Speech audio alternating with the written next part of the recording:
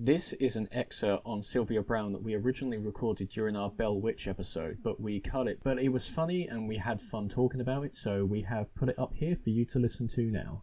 Enjoy.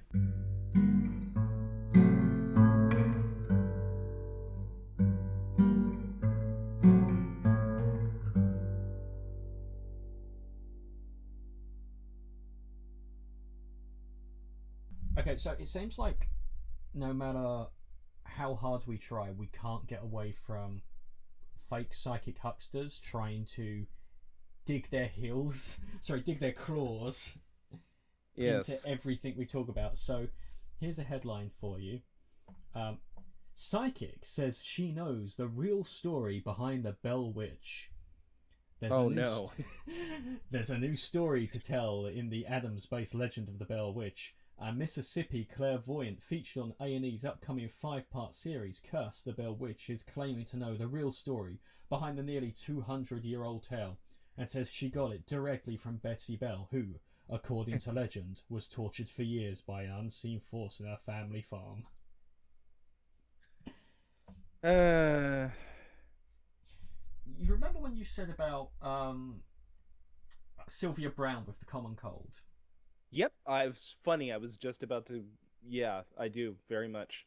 Yeah, Sylvia Browne with the common cold, where it's like, well, that's how you trip her up because that's a prediction she couldn't make because it's based on a non-truth. So like, it's based on a total misunderstanding of how colds work. Yeah, like that's how I feel with this. Like, obviously, like psychic schmykic, but I do like that it's like she's got the inside information from Betsy Bell, but historically accurate version of this. That's the thing, is that if we ask ourselves, what would it take to convince you or I, and I'm sure we both have different standards for this, but if we ask ourselves, what would it take to convince you or I that this supernatural thing was plausible? The problem is that it's a serious, I'll put it this way, it's a serious problem when the details themselves were made up. Like the actual details of what happened were fabricated, or some of the details were fabricated, and you really have to parse out which were made up and which were actually true, and then make a decision from there. But yeah, these hucksters and grifters just take the legend as is and have clairvoyant conversations with mostly fictional people. It's pretty bad. Yeah, exactly that. So she goes like, as a Christian, when I was told that this could be something evil, it scared me. I had to really pray about it. But once I talked to Betsy, I wanted to help as much as I could. For many years, she was buried and couldn't tell the truth. And I like how she's able to get in contact with Betsy, but not the one that in the story is a spirit.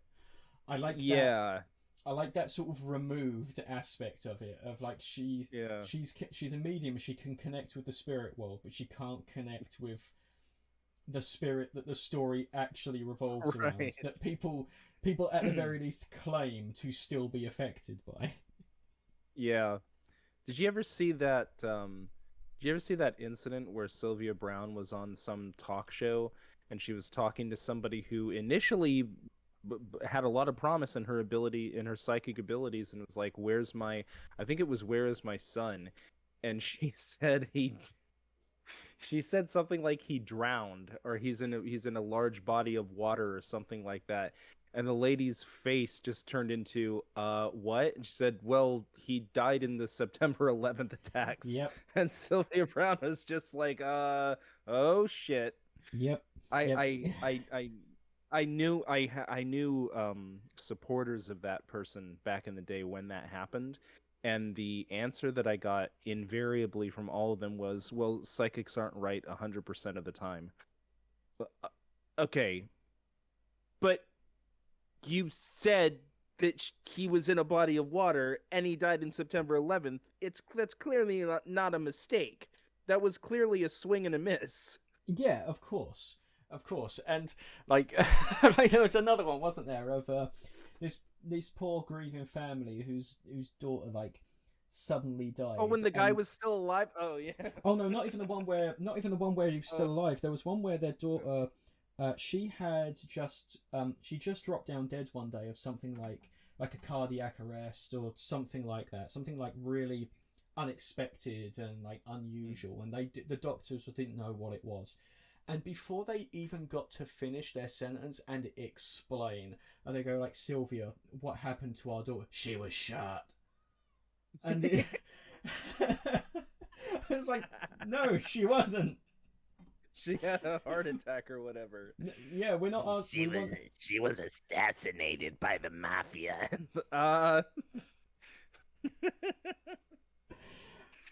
So, but yeah, the psychic ghost connection is really interesting. Oh god, I always end up talking about fucking Sylvia Browne on this show. Yeah. Oh god, maybe we could contact her from beyond the grave and interview her on here. So yeah, the psychics are all over the Bell Witch.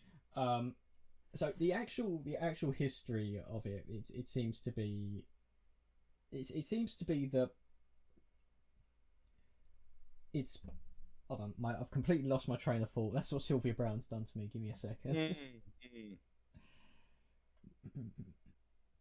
Sylvia, where's our son? He was killed in World War II. No, he went hiking and he's missing. Oh, I meant the world was. I'm not doing a good Sylvia Browne impression. You're doing a perfect Sylvia Browne impression. The world is the sand, and the 2 means the 2 in his birthday. He doesn't have a 2 in his birthday. The 2 in his social security number, and the mountain was the war, because you fight a war when you climb up a mountain. Okay, thank you, Sylvia. And it would always be her fucking like the guy whose TV show they was on, who'd be sitting there and he'd be like, uh-oh, she's gone off the rails. Let me just Sylvia. Oh, Maury Povich. Yeah, I think it wasn't him. It was a black presenter. Oh shit! Who was it? Goddamn. Okay. Hold on. I'm gonna Google it.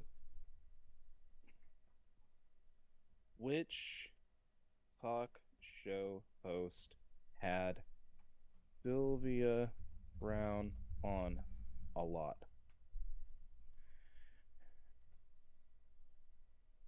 Montel Williams. There we go. That guy, that was the first. I think that might have been the one of the first example of irresponsible platforming. Because if you compare that to, because he believed all the bullshit, or he was open to all the bullshit, or something like that. And if you compare that to Jerry Springer, who had like freaks and KKK members and stuff on, he didn't make them look good. He challenged them, and he orchestrated like fights on stage and stuff. But Montel Williams just let her go on this bullshit. Just let her like promote herself irresponsibly. That was terrible.